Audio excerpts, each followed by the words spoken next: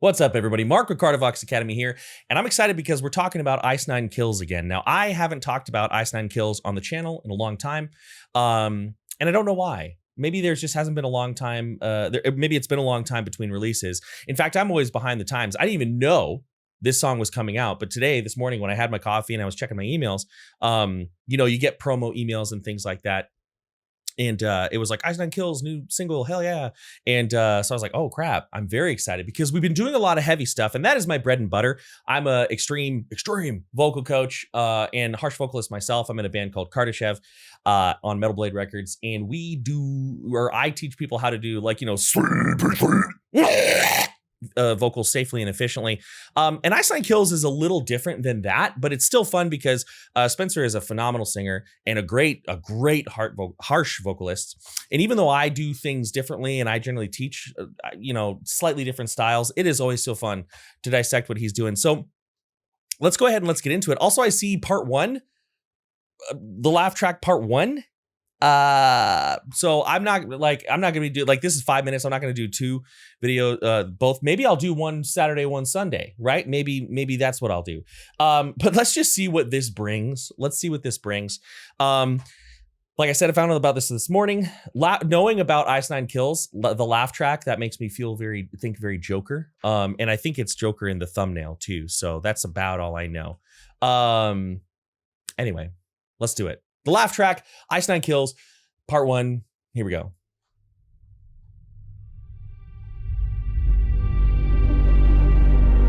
Haha.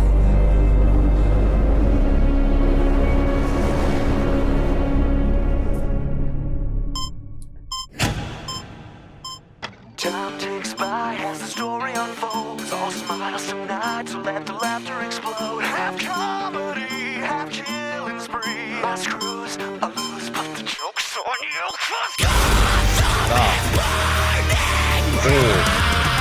bright, but the show must go on tonight. So join the parade, turn that frown upside down. While you're screaming in pain, I'll be laughing out loud, singing, God can't save us. God can't save us. The joke's on you. Okay, so that's the end of the chorus. That's a really good place to pause. I pause a lot on the channel and I talk about it, the vocals. So the first thing I actually want to point out is one of my favorite things. I mean, you're going to see where I'm going with that in a second. Ice Nine Kills always has tremendous production. Just the visuals, the audio production, everything is always like super high quality. And I love that, right? And I love, we have the old 90s Batman WB inspired intro. This very much looks inspired. His costume is kind of like a mishmash of what was that guy's name? Romero, the first Joker on the TV show, the Batman. I'm not like an aficionado in this stuff, and a little bit of Jack Nicholson's Joker as well. So I'm not, like I said, I'm not a huge Batman buff. I just grew up around when those movies were, as many of us did, popular. But I want to talk about his vocals real quick. So in about a minute, we're hearing not the entirety of his voice, but so much of what he does well. Right. And it's kind of hard to talk about Spencer's voice because he does so many things and he does them so smoothly. In the beginning, we hear a very clean and very beautifully connected voice. And when I say beautifully connected, now I'm going to talk about some clean singing here for a second. As many of you know, in Kardashev, I do that. But we normally, our clean singing coach here at Cardivox Academy, her name is Verona. She handles most of the clean singing stuff and teaches all the clean singing lessons. This would normally be her sort of thing to comment on, but she was very busy working on her own music and stuff this week. So I said, okay, I'll take Saturday's video. I got you. So I'm going to step in here a little bit and talk about it. But, one of the main things that I want to sort of express here is that one thing that Spencer is really good at is varied chord closure, right? He has an incredible ability of having a strong, powerful chest voice where you don't hear press, you don't hear push on those vocal cords. He can lean off of it and get a little bit breathy. You know, I don't remember the melody, but at the beginning, I'm just going to kind of approximate it, and I'm not going to try to sing like he does, right? I'm off the cuff right now. But at the beginning, we have like ba ba ba da ba da da da da da da da da da da, and you can hear that slightly loose, slightly open chord closure, and then he moves into the, you know, well, more like our speaking voice, the connected hey right there, and I don't remember the chorus at all. Although it sounded like there was an octave jump, which we'll talk about again if I was correct in that. So just the ability to go between very nicely connected chords and, you know, more open chords all across his voice, you know, and do it without pain and strain is awesome. And he's got I love the layering in this track with his harsh vocals. I'll go more into technique in the next pause. But he's got such a good, like, high pitchy, or not pitchy, but pitched fry tone. I absolutely love it. There's so much character, and you can really hear a good balance of the grit. That's one thing I want you to listen to, a balance of the grit and the pitch underneath. We're going to talk about that more specifically, but we heard false chord vocals underneath, like that low false chord sound. Phenomenal. I think when it comes to variability, this guy's one of the best. But let's go ahead, let's listen to more of the song, and then maybe after the next chorus or something, I'll dig more into actual technique. Like I said, I'm going to stick mostly to the harsh vocal stuff, but we'll talk about some clean singing as well. Let's keep going. Time ticks by, here's a comical twist. There's a sign in the sky, but it doesn't mean shit. 'Cause Gotham's greed's been good to me. The grand will win, here we go again. 'Cause Gotham is burning bright, but the show must go on tonight. So join the parade, turn that frown upside down. While you're screaming in pain, I'll be laughing out loud, singing, God can't save us. God can't save us.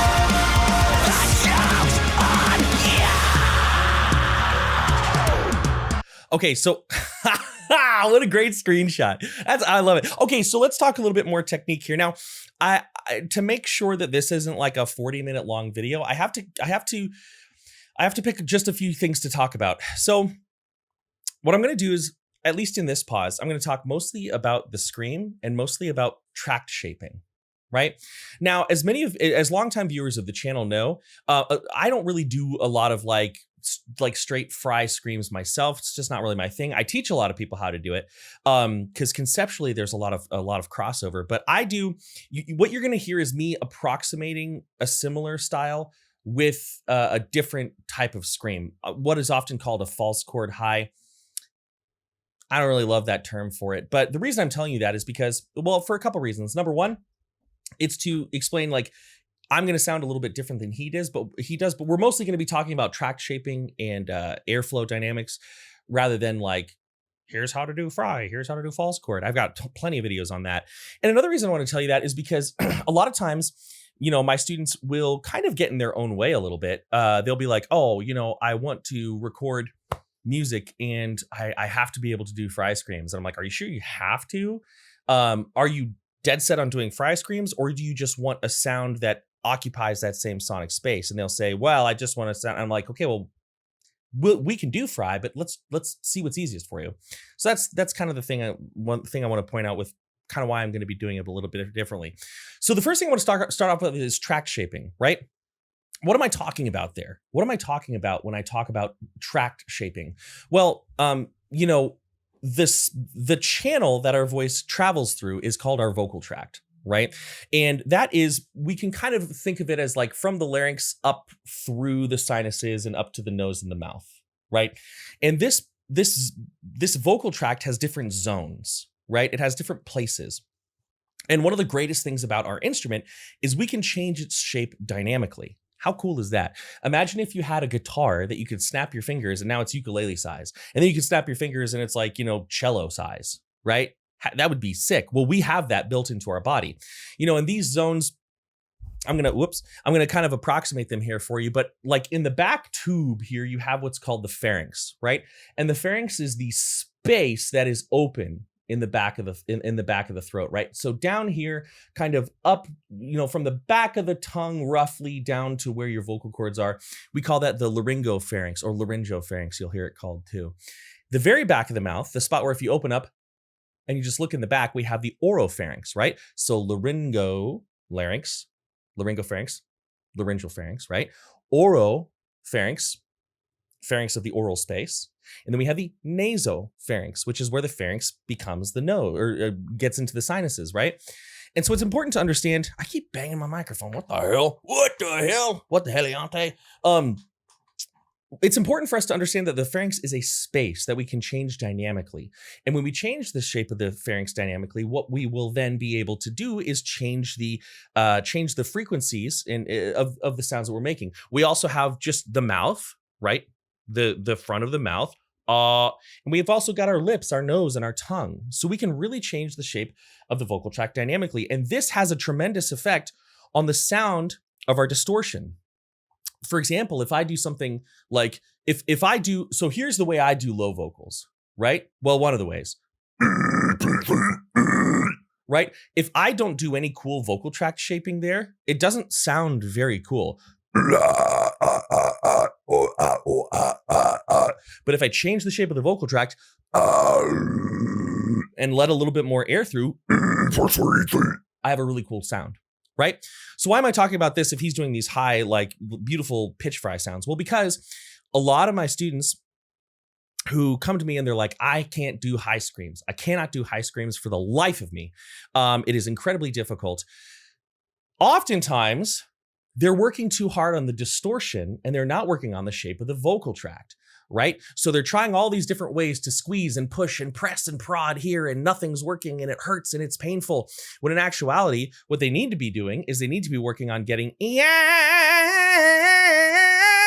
up into that vocal tract shape. Now that doesn't sound cool, but when you put distortion through it, hey, yeah, yo, oh, yeah, blah, like you start to get some cool sounds, right? So I want to show you an exercise that I use with my students that you don't have to be able to scream.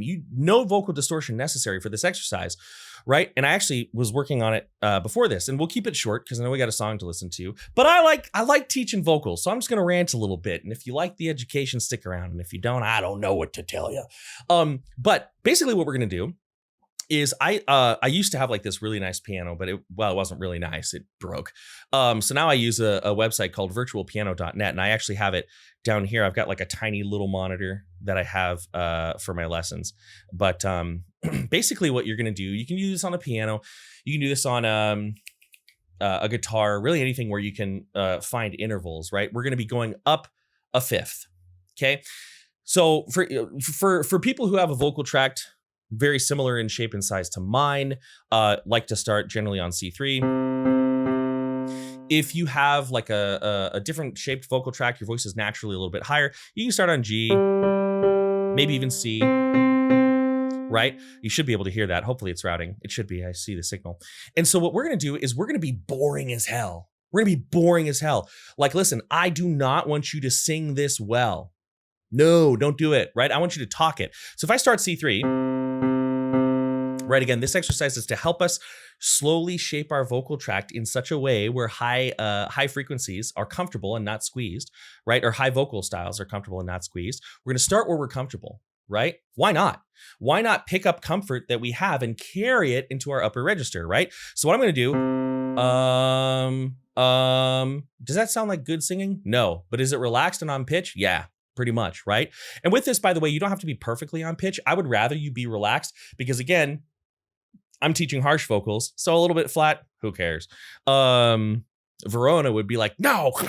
But anyway, so I want you to talk this, right? Your boss says, hey, do you have those reports? Yeah, I put them on your desk last Thursday. Yeah. Right? And what we're going to do is we're going to slide very carefully a fifth, right? And you can find a fifth, find your starting note. 1, 2, 3, 4, 5. That's a fifth, right? So we're going to slide and we're going to say, A or hey. In fact, for you out there, because I don't know your voice, when I'm doing a vocal instruction in these videos, I don't know your voice. So on the side of caution, because maybe you're somebody who's predisposed to glottal attacks, we're not going to say A, we're going to say yay or way, actually, way. Let's do that.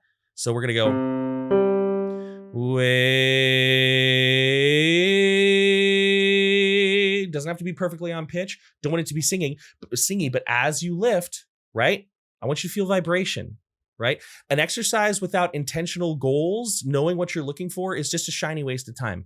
So when you're here, when you're on the, I'm pointing like you can see the screen, fucking idiot. Way, just relaxed. Way, I don't want your voice to be quivery. Way, and then you're gonna slide. Way.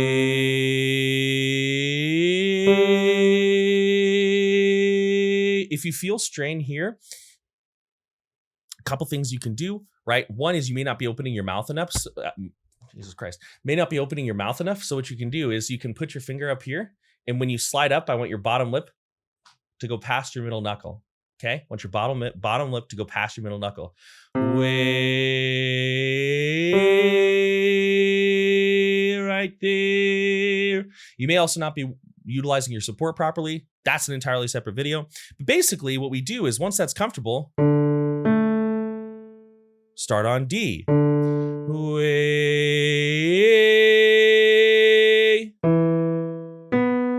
Way. And your goal is for all of these to have the same comfort level as C. Same comfort level as C, right? So then eventually, you know, whoops. Right? Now we've just gone to D. We've gone just over an octave, and all those notes are equally comfortable. How does this help you get to higher registers? Well, this monitor is really small, so I got to slide over. Eventually, you've learned, right? You've learned how to hit that octave. Way. So now you're on C4 comfortably. Started on C3, now you're on C4. You've got the entire third octave comfortable. Congratulations, right? We go. Way, way. There you go, right? Not too bad. And by the way, if I'm correct, when he's saying God can't save us, he's doing an octave jump from G to G. This way. God can save us, right? So boom, you'd be able to kind of do some parts of this song.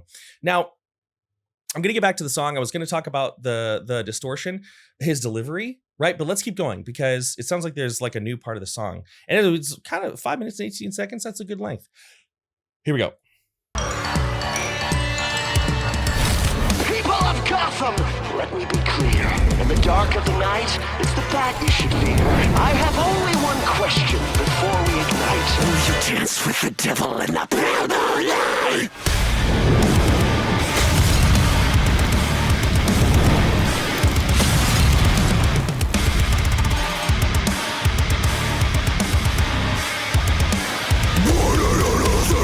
So I got my grant. After's the best medicine.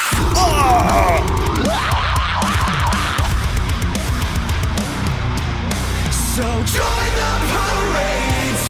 Everybody just be quiet. We're listening to that again. That was so sick. Ooh, there's a lot we could talk about in there. Oh my God, where did that start? Let's just go here. 145. Let's just go here. Sing out loud, singing God can't save us. God can't save us. Shout on you.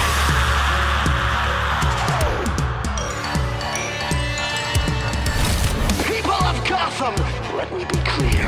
In the dark of the night, it's the bad you should fear. I have only one question before we ignite. Will you dance with the devil in the pale moonlight?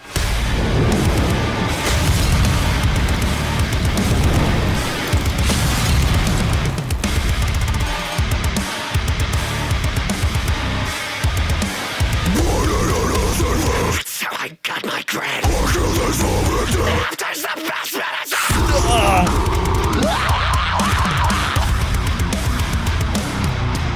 So join. Okay, that was so sick. So here's the thing. One of the reasons that I'm actually a pretty big, I would say that I don't like, well, my whole life is music. So I'm going to be honest. When I'm not working, I'm not usually listening to music at all. I'm taking a break. I'm usually listening to like JRPG channels like David Vink or Backlog Battle or Night Sky Prince or some Resonant Arc. Usually I'm listening to those types of things. But when, like, one of the reasons I really like when I do listen to Ice Nine Kills is because, like, they didn't just, I forgot to light the incense. They didn't just they don't just like make horror movie aesthetic. Like, you can tell that Spencer really, and he's on record saying this, you can tell that he really loves the source material. Like I said, I'm not a big Batman buff. I like Batman. I think I've never seen a Batman movie I didn't like, but I've also not seen all of them. But like, there's so many little references here, and he's playing them out in such a way where he knows, you know, he didn't just like best Joker clips right before filming, right? So I want to talk about a couple different things, right? There's so much in there, but I want to give you, I know I'm kind of talking a lot in this video, but I'm having a good time. I'm going to give you a couple things that you can do to, we're going to talk false chord because that's like my gig. And then I'm going to talk to you about how you can add some characterization and get some delivery, even if it's not the same vocal style, like he's getting on his high screams, right? So with that being said, let's talk about, oh man, but he's doing the like narration stuff. Okay, 3 things, but I promise I won't be too long-winded. I break my promises all the time, so buckle up. So here's the thing. I don't. Let's first talk about the false chord, because I can talk about that pretty quickly, right? I can talk about that pretty quickly. So the false chord that he's doing here is a very solid, very strong, fundamental false chord sound, right? It's this, play, forward and tilted, not down in the larynx, but tilted darker in the mouth.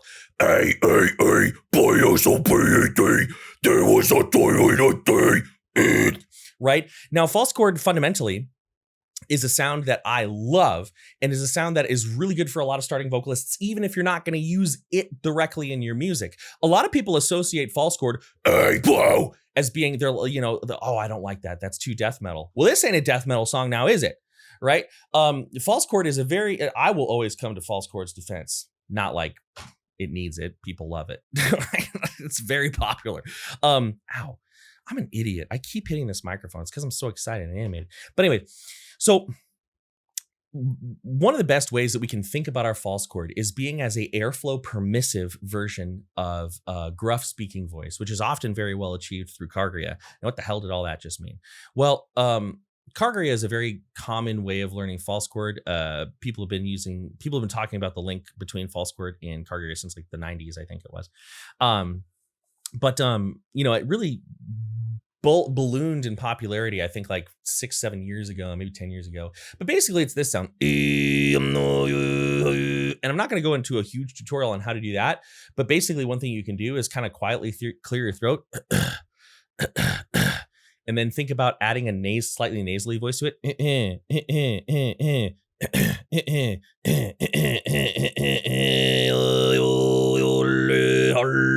there you go, right? And if we take that sound, this is only one way to do it. I have an entire false chord fundamentals course, which I'm probably going to be, I might in the next 12 months, year-ish, be adding to or expanding upon.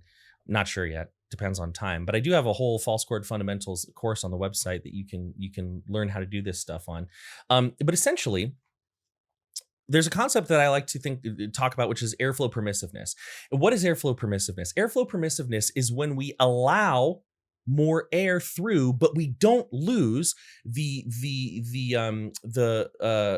presence. We don't lose the momentum.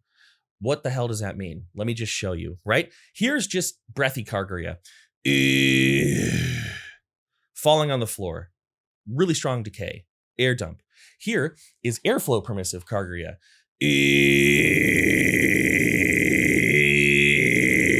So what's the difference, right? What's the difference? Well, if you think about it mechanically, it can feel too complicated. It's not very complicated. People who do this already will be like, Mark, that's not complicated. But remember, I don't know everybody I'm talking to, so I generally speak more towards the beginners because I want to help you. But if we take this Kagura, we get more airflow permissive. It sounds very complicated. Sounds like I'm changing a lot of things. But here's a way to kind of understand how this works. Do a lip bubble. Now, take the voice away and make it a little faster. Make it a little stronger. There you go. That's an even better representation. You will still run out of air kind of quickly. False chord on a very fundamental tends to be more air dumpy, although there are ways to get around that, right? There are ways to get around it. But this is almost the same as E. Now, usually we want to do that in more of a staccato, right? E, right there. And one of the best things about doing it this way is you just add only the power you need to get a cool sound. So you're not over projecting. You're not doing all these violent vocals. And you're also not punching at your vocal cord with a lot of throat clears and barks, which those are great methods. They do work, right? But right there like this. Now, all you have to do is you take that, right? That's not particularly low. What a lot of people will do is they'll take their larynx and they'll pull it down, right? Now, listen, there are vocalists out there who drop their larynx and it works well for them. Many of the students that I work with that have pain and strain with their false chords prior to coming to me, the solution is just getting them to stop dropping their larynx. So I don't want people to think that I'm saying it's bad to drop your larynx. I'm saying it's bad to grab that motherfucker and pull it down, right? Really yank it into the top of your chest. There's always going to be a little bit of movement, but many people who have a very false, like myself, my larynx goes up. I don't know how well you can see it.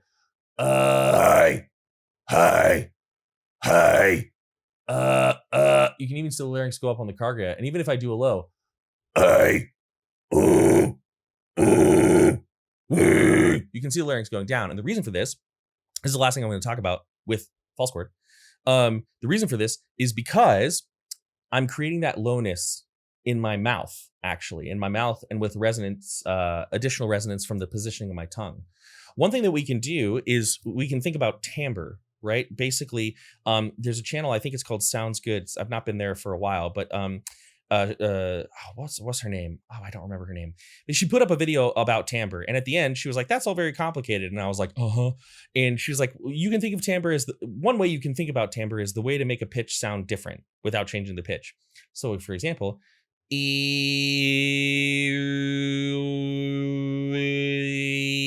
the note stays the same, but I'm darkening or brightening. And when I do lows, because I don't like to do a lot of extra work, I just do it here, right? So rather than dropping my larynx and pushing it down, which will give me a lower tone, but I feel a lot of muscular work happening here. Why not just do that in the front? It is a slightly different tone for sure. But what I'm going to do is I'm going to pucker my lips. I'm going to drop my jaw. I'm not going to do like a tunnel. I'm just going to lay my tongue on my bottom teeth. And let a little air exist underneath. And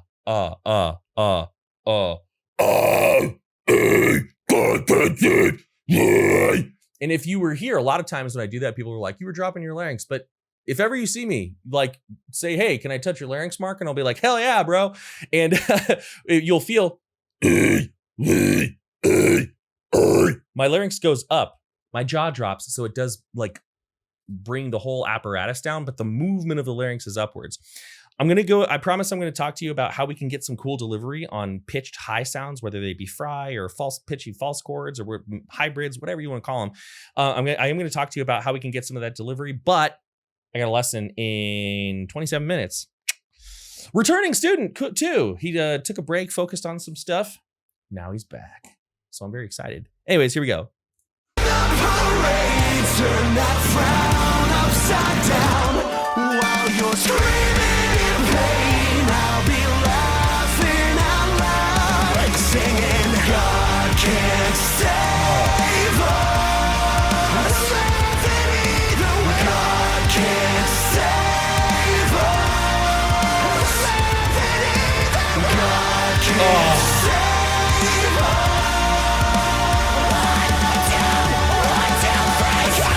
Takes my hands, the story unfolds. All smiles tonight, so let the laughter explode. Half comedy, half killing spree. My screws are loose, but the joke's on you. Nice. Available now at horrorwoodreserve.com. I tell you, we are going to sell a lot of liquor. Oh, hell to the no. Molotov. What is this? Oh, there's like a little short film at the end. Continues. See, I normally click away from this stuff, but then I did a analysis of Glenwood by Lorna Shore, and then I was glad that I watched the little movie at the end. Should I watch this? Cocktails, creating death and destruction with our liquor bottles. Come on, Winston. Grow some fucking balls, huh? Forget. Okay, it looks funny. I feel like I should know who these guys are, but I don't. Maybe I do. They look familiar to me, so I'm sure I've seen them somewhere. But anyway, I'm gonna skip it because it looks like the end of Glenwood was like very heartfelt and it added a lot of context to this. Looks like a really awesome like comedy ending, which is great. I'll watch it later, but I'm gonna skip it for now. So I want to talk to you a little bit about how to get some really good delivery in higher spaces, right? There's a lot of great stuff he did up in his mixed voice. Mixed voice is a register. It's a term. It's a slippery term. A lot of people don't.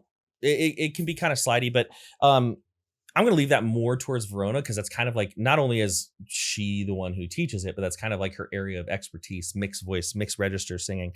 But anyway, what I'm going to talk to you is about, again, more focused on harsh vocalization. So there are two things that we can do that are very, very easy. That I hate that stuff. Sing better instantly, because it's like, well, of course, like I don't know. I don't like that stuff. It is what it is. Sometimes as a vocal coach, you got to play the game a little bit. I get it.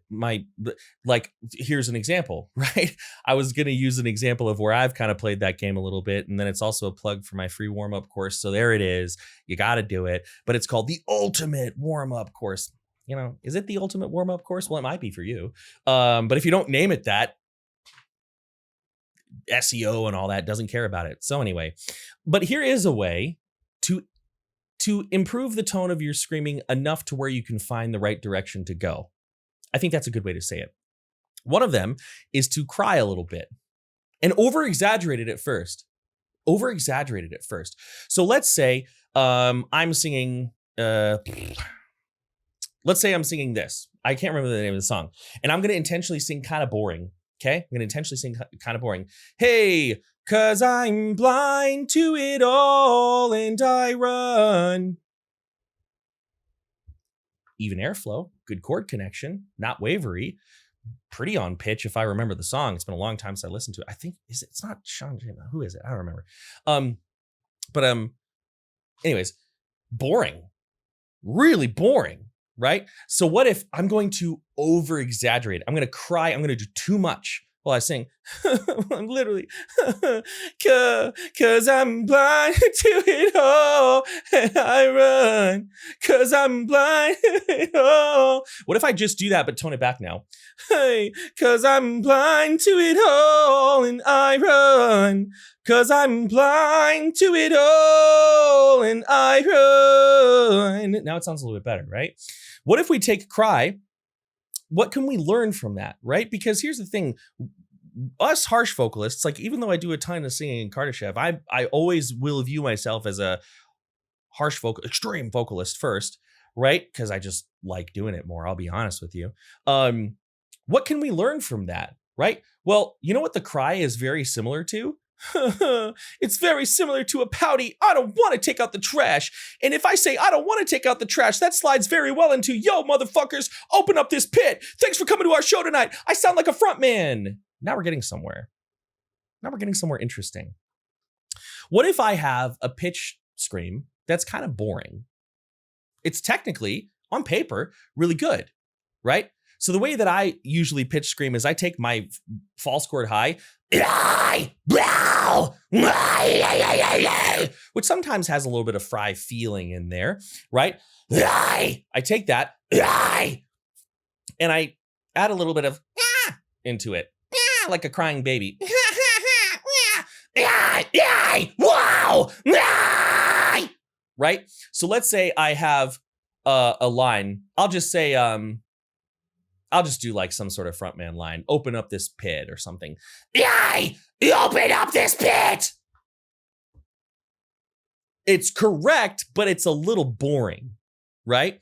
What if I do the frontman, or I add a little Fred Durst to it, right? You know, now I know y'all be loving this shit right here. All about the he said, she said bullshit, right? So what if I take that and I do it there, right? And you can hear, I'm not saying Spencer sounds like Fred Durst, but if you go back and listen to it, you can hear him doing a little bit of this hype man delivery, right? So, yay, you open up this pit. Yo, y'all about the he said. Yo, what's up, motherfuckers? Yo, come out to the show tonight. Yeah. Right now, it's a little bit more interesting. Yeah. Right? So we're adding, we're adding a little delivery. But here's the coolest part about it, right?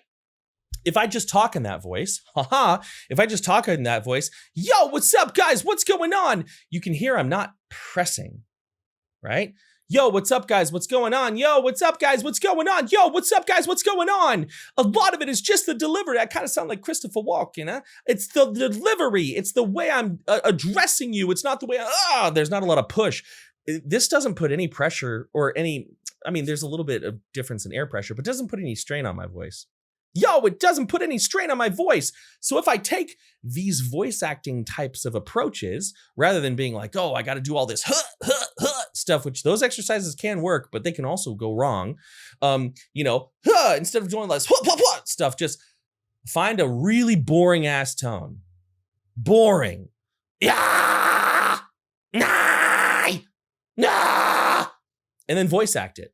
Oh, right there like that. No, all about the he said, she said bullshit.